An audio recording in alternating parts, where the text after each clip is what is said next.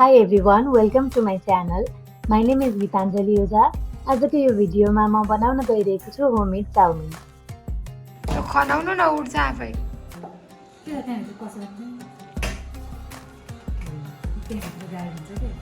ए तो पिठोको पुतली पिठो नै हो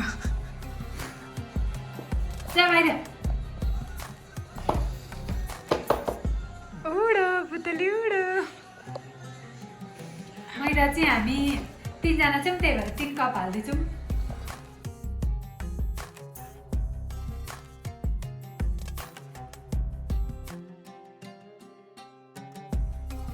पिठोमा हामी अलिअलि तेल हाल्छौँ र यसमा अलिअलि पानी छम्केर यसलाई मुस्छौँ। हाम्रो पिठो मुसिएर यस्तो भएको छ। यसलाई अझै पनि नरम पार्नको लागि हामी अलि बेर मुस्छौँ। यो चाहिँ हामीसँग छ म्यानुअल पास्ता मेकर। यो चाहिँ मैले दराजबाट पर्चेस गरेको हुँ। यसलाई चाहिँ यसरी हामी डाइनिङ टेबलमा अट्याच गर्न मिल्छ। त्यसो गरेपछि त्यो हल्लिँदैन र राम्रोसँग हाम्रो पास्ता बन्छ। योबाट चाहिँ प्लेन रोटी बन्छ। योबाट चाहिँ सानो विड्थ भएको पास्ता बन्छ र योबाट चाहिँ हाम्रो बजारमा पाइने जस्तो चाउमिन जस्तो सानो विड्थको चाउमिन बन्छ।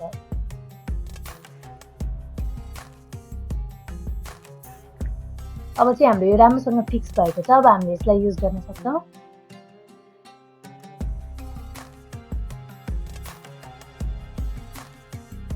मैले चाहिँ यो डोलाई सानो सानो पार्टमा डिभाइड गर्दैछु र यसलाई हामी चाहिँ लाम्चो लाम्चो रोटी यतिको मोटाइमा बेल्दैछौँ। यसले चाहिँ त्यो म्यानुअल पास्ता मेकरमा हाल्न इजी हुन्छ हामीलाई। र यसरी हामीले यो प्लेन रोटी बनाउने भागबाट यसरी हालेर घुमाउँदै तलबाट निकाल्छौँ। यो चाहिँ मोटाइ अलि यसको कम भएर निक्लिन्छ। फर्स्टचोटि गर्दा अलि मोटो छ र सेकेन्डचोटि गर्दा त्यसलाई अझै पातलो बनाउँछ यसले। बाहिर झमझम परिरहेको पानीले होममेड चाउमिन बनाएर खान च्यालेन्ज गरिरहेको छ। बनाउने हुन्छ गाइस।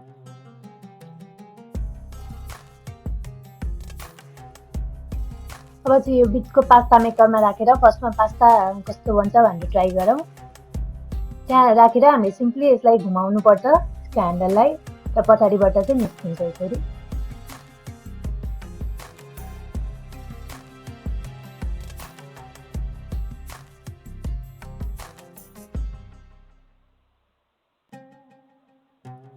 र त्यस निस्किसकेपछि त्यसलाई चाहिँ हामी सुक्खा पिठोमा हालेर त्यसलाई छुट्याउँछौँ। त्यो नत्र टाँसिएर बसेको हुन्छ। अलिकति टाइम लाग्छ तर सजिलै हुन्छ।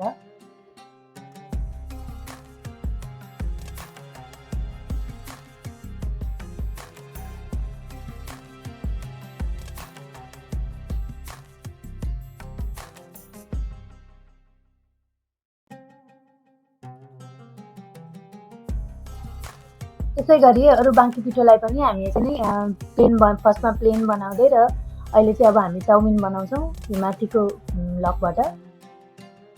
हेर्नुहोस् त हाम्रो बजारको चाउमिन जस्तै निस्किँदैछ तर अलिक टाँसिएको हुन्छ यो चाहिँ। र यसलाई पनि हामीले सुक्खा पिठोमा हालेर एकछिन त्यो टाँसिएको चाहिँ निकाल्यौँ भने सजिलै हुन्छ।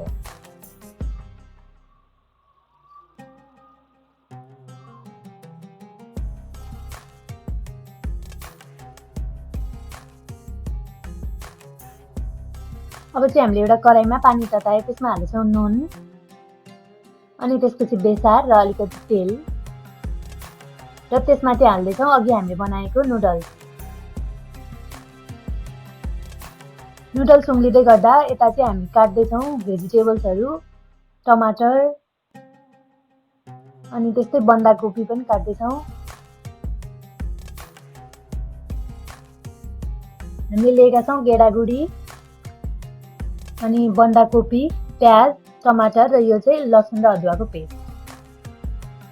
हाम्रो नुडल्स चाहिँ बोइल हुँदैछ।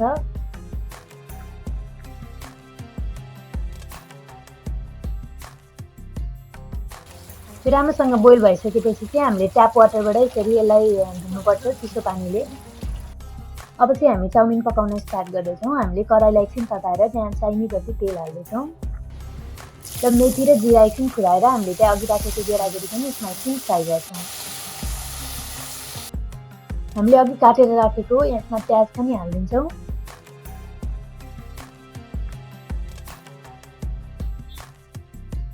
त्यस्तै हामीले काटेर राखेको बन्दाकोपी अनि टमाटर पनि हाल्छौँ। लसुन र अदुवाको पेस्ट पनि हामी हाल्दैछौँ र एकछिन हामी यसलाई चलाउँछौँ। त्यसमा हामीले हाल्यौँ बेसार अनि अलिकति धनियाँ र जिराको धुलो र अघि हामीले चिसो पानीले धोएर राखेको नुडल्सलाई चाहिँ यसमाथि हालेर एकछिन फ्राई गर्नेछौँ।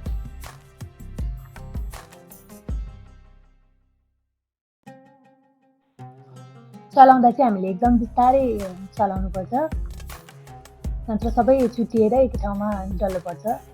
हामीले चाहिँ यसलाई मिठो बनाउनको लागि चाहिँ करेन्टको यो चिल्ली पेस्ट लिएको छौँ।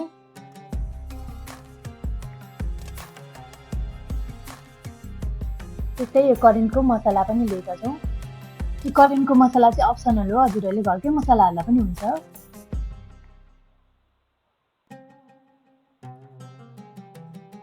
फाइनल्ली हाम्रो घरमै बनाएको चाउमिन चाहिँ रेडी भएको छ।